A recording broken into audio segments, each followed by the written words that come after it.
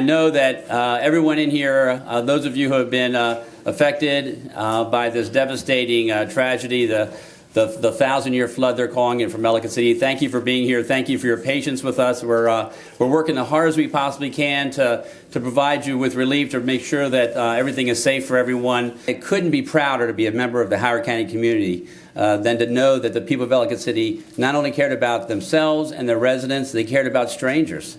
They cared about anybody who had faced that terrible, terrible situation. Between the human chain and through hearing about folks at the rumor mill and everybody else, what you have done has been inspiration not only just to Howard County, not only just to the United States, but to the whole world. So I want to congratulate and thank the people of Ellicott City.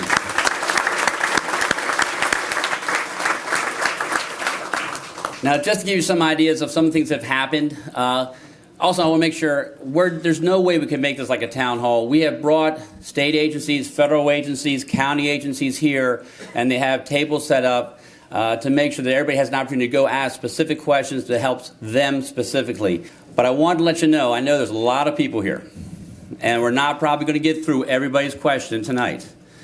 This is not the end. This is the beginning. And we are going to be opening up a disaster assistance center right here in this building, starting tomorrow, and it'll be open for the next 2 weeks during the weekdays for people to come in, and I'll get the actual times for you later, but it'll be during the day and probably evening hours for those who could make it during the day. But for the next 2 weeks, so that you can continue to come here and talk to people from federal, state, and county agencies.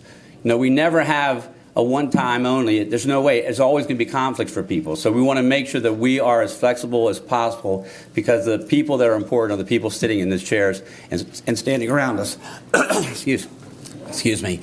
I also want to let you know that I know a lot of people here might be wondering about their cars. There are over 180 cars now at Centennial High School. And there's still probably 20 or 30 more still at Main Street or in parking lots nearby that are going to be taken to Centennial High School. The police department has set up a program for people to contact to see if they can pick up their cars or what they have to do. What I've been told is that they're all at Centennial High School, and they will be staffing those lots at Centennial High School from 8 a.m. to 8 p.m. Owners may come directly to the school lots or call the number that you probably already know, 410-313-2900, to determine if their cars were towed. That's going to start tomorrow, Tuesday, August 2nd, and they'll be there through Sunday, August 7th. And of course, if it's later than that, if we have problems, we'll make sure we can make accommodations. So hopefully that'll be the beginning for people to start getting their recovery back.